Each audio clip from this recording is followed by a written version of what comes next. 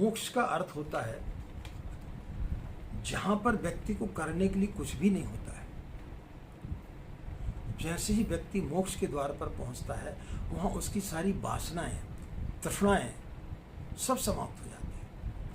न काम रहता है, न क्रोध रहता है, न लोभ रहता है, न मोह रहता है। क्योंकि व्यक्ति दुनिया में मरने के उपरांत जब वापस आता तो क्यों आता? क्योंकि उसके अंदर वासनाएं रह जाती है, अतृप्त रहता है, उसकी तृप्ति नहीं हो पाती है। और जिस दिन आपकी सारी चीजों से तृप्ति हो जाती है तो फिर व्यक्ति का आवागमन का मार्ग बंद हो जाता है। तो फिर मोक्ष का द्वार मां गायत्री आपको खोलती है। इसे इस प्रकार से समझें कि एक बच्चा यदि अपने शिक्षक से जाकर के पूछे कि सर मैं यदि परीक्षा में पास हो जाता, उत्तीर्ण हो जाता हूं, तो क्या मुझे दोबारा स्कूल आना पड़ेगा? तो शिक्षक यही बोलेगा कि जब आप उत्तीर्ण हो गए तो फिर इस कक्षा में आने का आपको कोई प्रश्न ही नहीं उठता, क्योंकि इस कक्षा में फिर नए लोग आएंगे। यदि पुराने लोग ही रहे आएंगे तो फिर नए लोग आएंगे कैसे? जो लोग उत्तीर्ण हो गए उनका आने का प्रश्न ही नहीं उठता।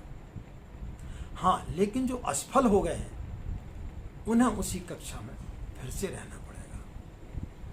तो संसार भी जो है, संसार का जो नियम है, संसार एक प्रकार का अध्यात्म का प्रशिक्षण है, जहां परमात्मा को पाने के लिए उत्तीर्ण होना आवश्यक है। जिस दिन व्यक्ति उत्तीर्ण हो जाता है इस संसार में, जिस दिन व्यक्ति माँ के समीप पहुंच जाता है, जिस दिन वो माँ को समझ लेता है, उस दिन उसके आवागमन का मार्ग बंद हो जाता है। उस दिन फिर वो इस संसार से मुक्त हो जाता है। तो मित्रों, आज हमने आपको बताया कि गायत्री की साधना कैसे करना चाहिए, गायत्री की साधना से किस प्रकार से सिद्धियां प्राप्त होती हैं, और गायत्री की साधना से किस प्रकार से व्यक्ति मोक्ष को प्राप्त कर सकता है।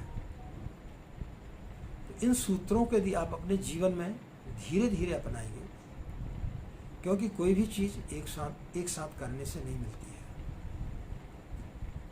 पहले इन चीजों को समझें, आप विचार करें कि जिस प्रकार से व्यक्ति को खाना खाना जरूरी है, पानी पीना जरूरी है, उसमें हम कभी फायदा नुकसान नहीं देखते। सांस लेना जरूरी है, कभी आपने सोचा कि सांस न लें तो क्या फायदा होगा? तो इसी प्रकार से जब हम माँ के समीप बैठते हैं, जब हम गायत्री का जाप करते हैं, और जिस दिन हम इन सब चीज़ों से परे हट जाएंगे कि हमें क्या फायदा होगा, क्या नुकसान होगा, जिस दिन हम एक व्यापारी की भांति जाना बंद कर देंगे, जब तक आप एक व्यापारी की भांति माँ के समीप बैठेंगे आपको कुछ भी नहीं मिलेगा। जिस दिन आप जौहरी की भांति जाएंगे, जौहरी क्या करता है, सारी की सारी चीज अपनी दांव पे लगा देता है। तो जिस दिन आप जौहरी की भांति भगवान के पास बैठेंगे, जिस दिन आप जौहरी की भांति माँ के पास बैठेंगे, तो उस दिन आपको माँ साक्षात अपना दर्शन देगी। उस दिन आप माँ के साक्षात दर्शन कर सकते हैं और आप मोक्ष को प्राप्त कर सकते हैं।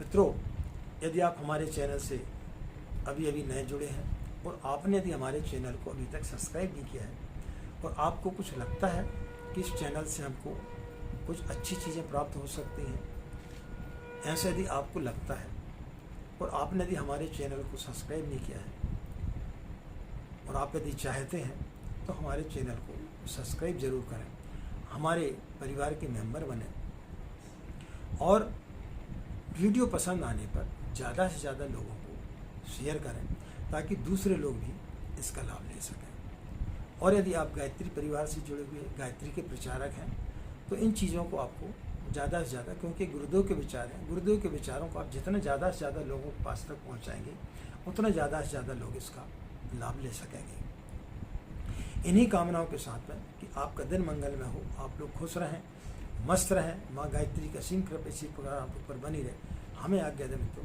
नमस्कार।